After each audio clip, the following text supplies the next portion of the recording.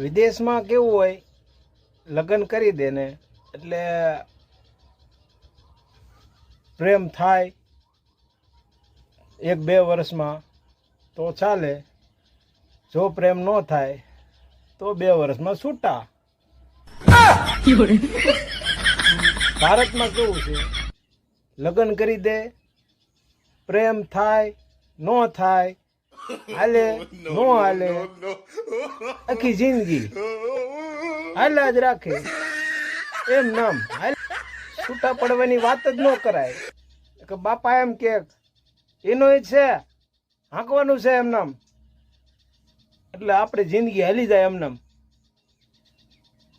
બાપા કે એમ જ કરવાનું.